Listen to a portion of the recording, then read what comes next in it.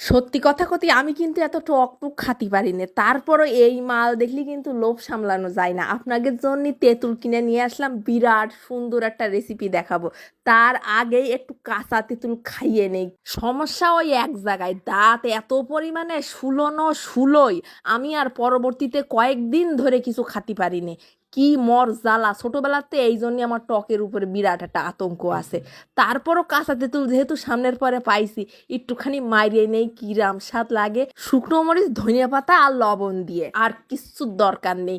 এই যেন জীবন একেবারে উদ্ধার করে ছেড়ে দিছি, এইরাম একটা মজা লাগলো। প্রথম কামড় মারার সাথে সাথে একেবারে দাঁতের পাশ দিয়ে কান পর্যন্ত সিলিক মারিয়ে উঠিছে। দুধ দুধ দুধ, টকের কি খায় মানুষ! খাওয়ার পাশাপাশি আবার শুকনো মরিচের বিচি মাথায় নিয়ে ফ্যাশানও দেখানো শুরু করে দিছি। হুঁশ নেই। দিন হোক বা রাত, তেঁতুলের ছবি দেখলি যাদের গাল ভরে যায় ঝোলের ঠেলায়। এই ভিডিও দেখে তাদের কিরাম ফিল হচ্ছে কমেন্টে কিন্তু জানাতে ভুলবেন না।